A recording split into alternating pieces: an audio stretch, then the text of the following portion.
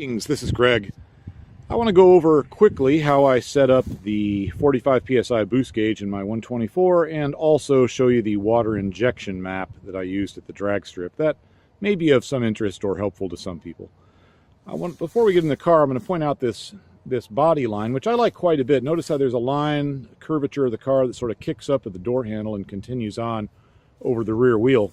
I heard from the designer of the original 124, which has the same exact body line, and he was not talking to me personally. I was in a room, he was addressing a group. But in any case, he said the reason for that is that he had the design of the Pantera on his mind. He also designed the Pantera, and he felt that cars that are powerful or sporting should be kicked up like that at the rear quarter panel to resemble a feline's hindquarters when it's getting ready to pounce. So in the Pantera, of course, it's very dramatic. It's supposed to be like a bigger cat, I guess, and I'm just interjecting my own opinion here. I think it's more subdued on this because it's like a smaller cat. But anyhow, that's why he said that the body line does that.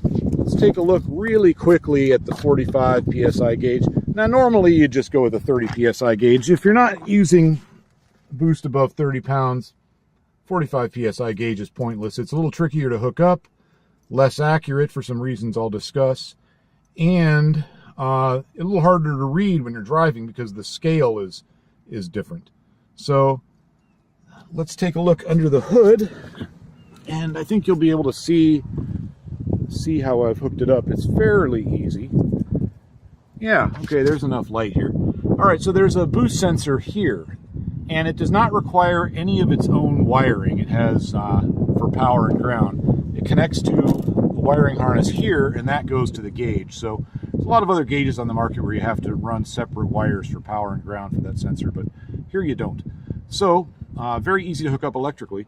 And as far as the boost source goes, I'm tapping it into this evap line here. That used to be a hard plastic line. I cut it and slipped this 8mm silicone hose over the hard plastic line so I didn't have to remove these one-time use clamps.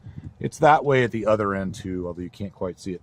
So 2 pieces of 8mm silicone, a T, and then a piece of 4mm silicone, and we're done. This particular type of silicone grips very well, does not need clamps, doesn't leak under boost. A drawback to this configuration, however, is that is not a great source of boost pressure. It will cause this gauge or any gauge to read 1 or 2 pounds low. If you want 100% accuracy, the best thing to do is get the 30 psi gauge that taps into the boost sensor here. I shouldn't say taps, it just plugs in. It's very easy to use. But if you have plans to go above 30 psi, then this is probably the best way to do it. I'm going to pause the video, take the car over to the shop, hook up the laptop, and show you the water injection map that's in the Vaitrix machine here. Okay, we're back in my shop. I have connected here to the Vaitrix box. It connects to the laptop. The ignition is on. If the ignition is not on, no bueno. You will not get power to the computer, therefore no power to the Vaitrix module. Now I'm going to open up this. It says AirForce 1. It's an interesting name for software, but that's what it is. And it'll come up here. When it says detecting device, it actually is. That's not just a spinny thing that does nothing. I like it. It kind of looks like a turbine engine.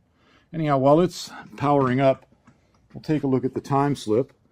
At the time of this video, so it could be totally different a week from now or even a day from now, but at the time, this is the fastest quarter mile any of these cars have ever run on gasoline, as far as I know, 14,342 and 99.05 miles per hour.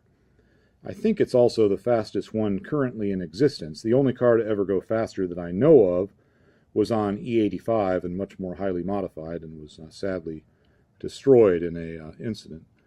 In any case, 14,342 is fastest ever on gasoline.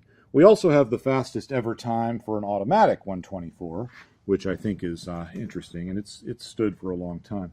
Okay, so the VAITRIX software popped up, and we will take a look here. There are cells in the horizontal axis. You can see RPM, 1,000 to 9,000. In the vertical axis is voltage, 0 to 4.71. The voltage in this particular map is map sensor voltage. This particular one, OP1, which is highlighted in the bottom left corner, is for the pressure sent in the boost pipe. OP2 is manifold pressure. The zeros mean that we're making no changes at all to boost. And all of these numbers correspond to a boost level. For example, 4.71 is around 29 pounds of boost. So that'll be relevant later.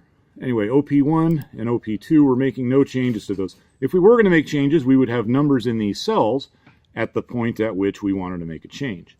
That's a discussion for another time, but you can tune a completely stock vehicle up to a pretty good level of power by doing this, and I'll talk about that another time. And I can't say definitively right now that I can add power to a ECU tune with this, but I think I can. I certainly have done it in single gear pulls. I have not done it in a completely done, ready for action tune that could be driven every day, but I have added a lot of power with this in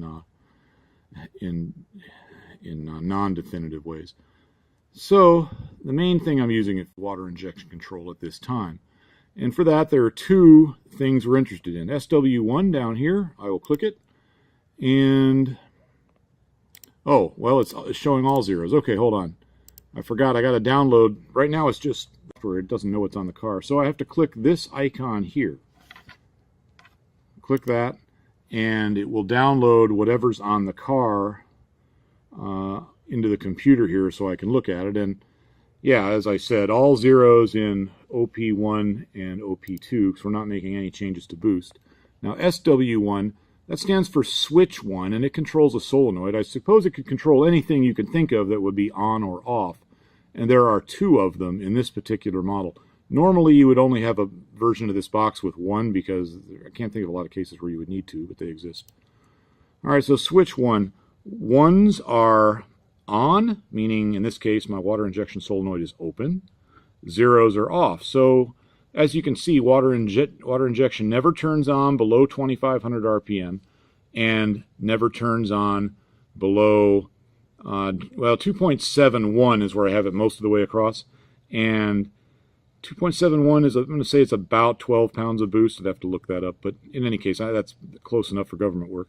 So generally speaking, it's not going to open the solenoid below about 12 pounds of boost and below about 2,500 RPM. There is a case you can see there where at 2,500, a little bit below 12 pounds, it will open. That's because I want to make sure that solenoid is open when the water pump kicks on. So I want to definitely get my spray. So that's, I think, easy to understand. Solenoid is either open or closed. Now the next thing that we're concerned with is duty, and this controls the percentage of time the pump runs. And again, you have two of them on this particular version. Normally you would only have one. I mean, well, this box is available, but most people, I think, would not want the additional expense of being able to control two, and one will do it. So here is the pump duty cycle. So you can see the pump never kicks on below 2.71 volts, which is about 12 psi, and never kicks on below 2,500 RPM. When it does turn on at low RPM and relatively low boost levels, it will be at 35%. And if we were running the car, you would see the RPM kind of curve that way as boost and RPM both go up. It'll go to 37%, then to 40%. And those may sound like really small changes, and in a percentage term they are, but the actual output of the pump is not linear. There are some other factors that come into there. So that's a bigger change than you might think. I have 100s at the bottom, and the reason for that is if something goes wrong, let's say, oh, this could never happen, but let's say I make a tuning mistake, or a boost line comes off of the wastegate solenoid, something like that. If that was to happen, boost could spike up dangerously high. Well, if boost spikes up dangerously high, or at least in this case it goes to 29 pounds, the water injection pump goes to 100% spray, which is way more water than this motor needs, and will absolutely quench any tendency to knock, and will cause a loss in power too, but it'll probably save the motor.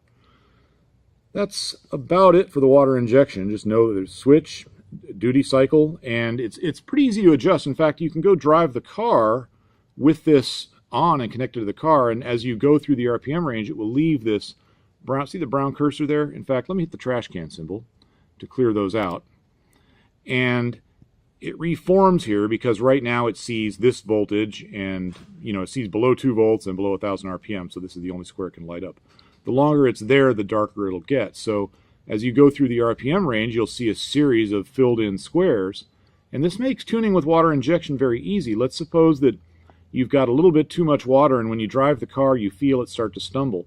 Well, you don't need to look at your gauges and figure out, oh, when did that happen? You just go to this map and go, okay, it was at 5,000 RPM, and you can see exactly what cell the thing was looking at when it stumbled, and you know exactly where to change it. That makes changing this map, at least in my view, relatively easy. And once you change it, of course, you can save it onto the module.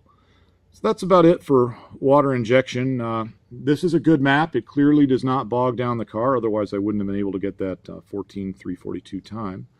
And provides plenty of protection, and it certainly doesn't add any power, but it enables you to have consistent power run after run. In fact, when I went to the track, I did 3 runs almost back to back, which is kind of a funny story in itself. I got there kind of early, and it was cloudy, and I think people thought it was going to rain, and so I was one of the first people to show up. In fact, I was the first one to go through tech inspection, hence car number 1.